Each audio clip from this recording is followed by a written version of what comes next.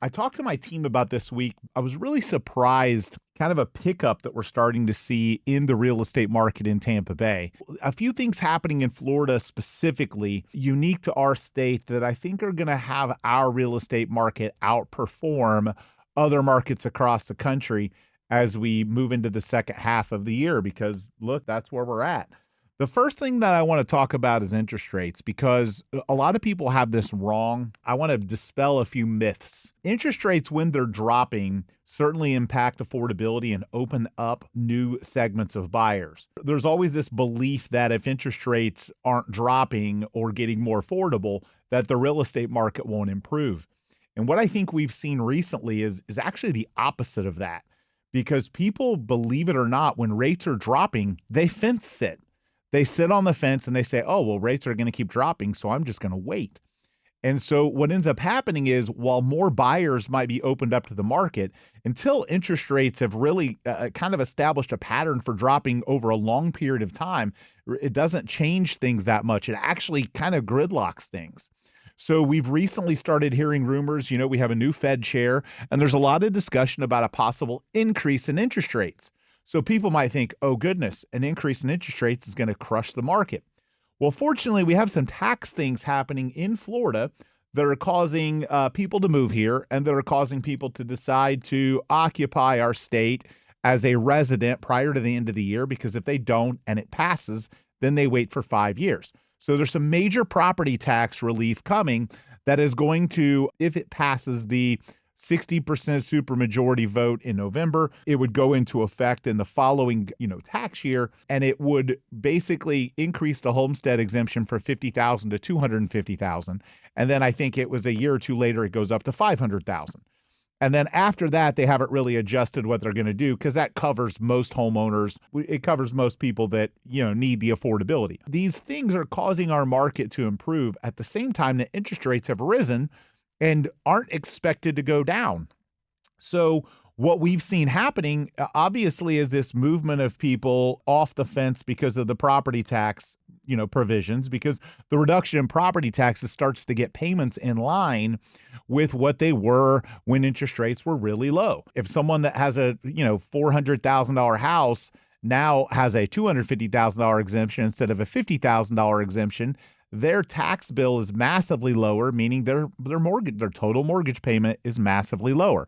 So we have that happening at the same time that there's now discussion of rates increasing.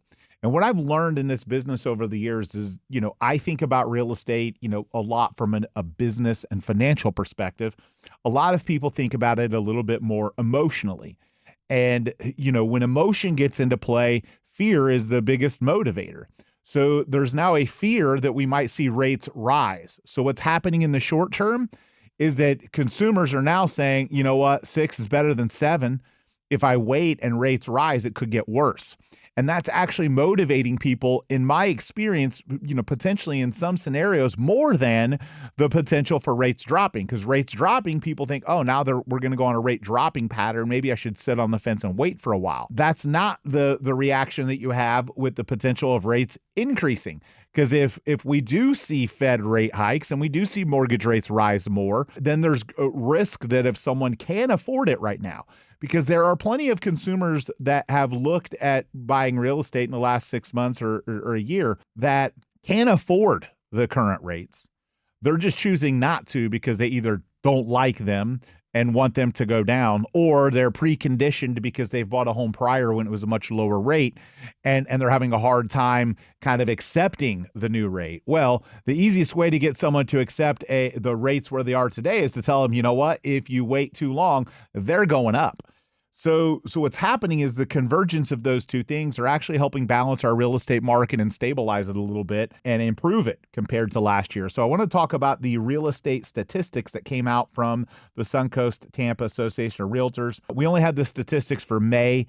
The June statistics will come out in mid-July.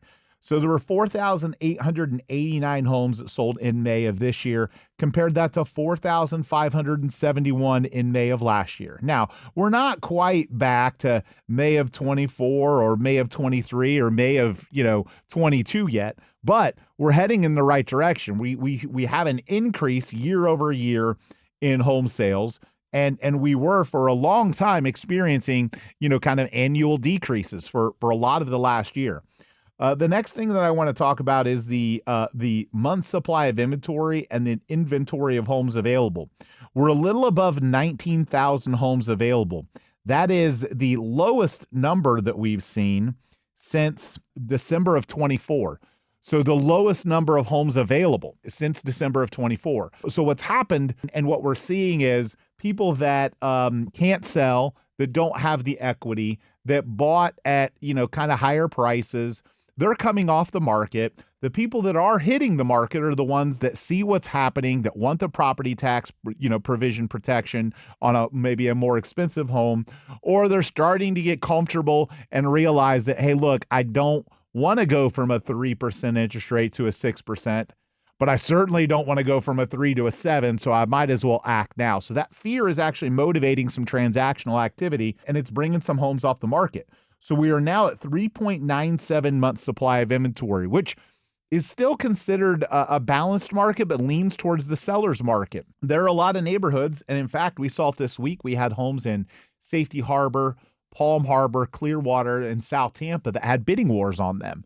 So some of that is starting to come back in some neighborhoods. And of course, again, it's, we've never had a real estate market that has this many kind of segmented sides of it. That isn't happening everywhere, but it is starting to happen again because 3.97 months supply of inventory is the lowest number that we have seen since July of 2024. So in 2 years, it's the lowest month supply of inventory, which the 3.97, what it basically means is if no homes came on the market, it would take 3.97 months to sell out the existing number of homes on the market based on the demand that's there. So those are powerful statistics. We also have seen the list to sale price ratio stabilize around 97% 6 months ago. And for the 5 months prior to that, it was hovering around 96, and it bounced around 96 and 97 last year, but it's been 97% 5 months in a row now. Our average sale price of $509,951. We're now 6 months in a row with an average sale price above $500,000. Prior to this 6 month period, we'd only had 1 month in the entire time I've been selling real estate for 22 years where we had an average sale price above $500,000. So we have prices have been brought up, and that 509 this year compared to last year is 482.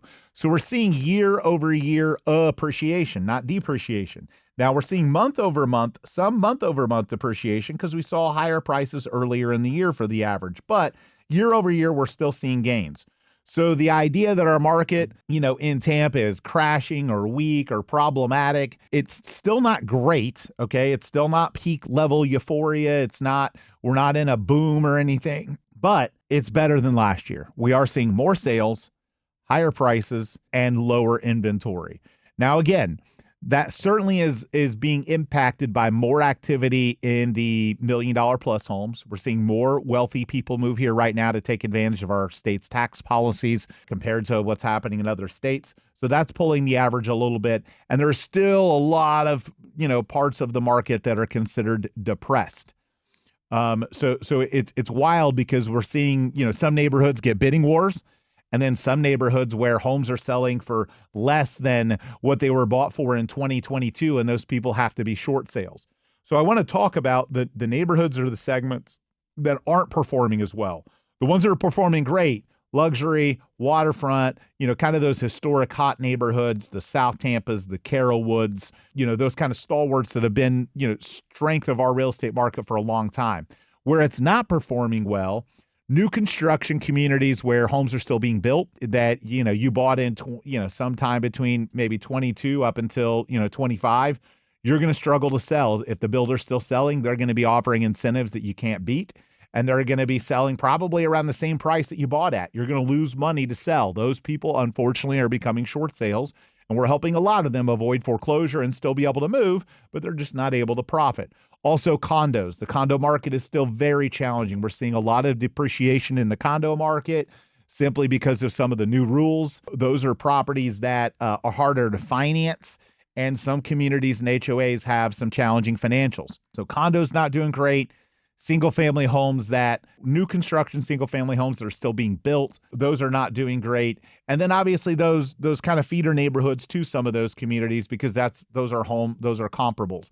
And then of course some of the neighborhoods that got hit really bad by storms, and we're seeing some distressed sales in some of those homes that got flooded. There's still some of that lingering in some neighborhoods. A lot of it's been cleaned out, but there's still a little bit about that. So those are the neighborhoods not performing well. But overall, our market is showing some positive signs. I think if we do potentially move into an environment where inflation gets controlled and we see maybe some slight interest rate cuts later this year or next year, as well as the property tax provision passing and a clean hurricane season, I think we could start to get back into a boom period where we're seeing numbers for sales comparable to what we saw during those kind of euphoric peaks. But right now, some nice stabilization, some subtle improvements from last year to this year. And I think that trend continues through the rest of this year because of the possibility of rate hikes motivating people, and then the possibility of those, tax provisions passing and reducing people's payments. People move ahead of that news because if those things do happen, then you were too late. So if the property tax provision does happen and it's passed, then you're going to not be in front of the crowd. The crowd is going to rush and you're going to see more transactions. So there's people they're taking a little bit of a risk by buying now because the expectation of that passing exists.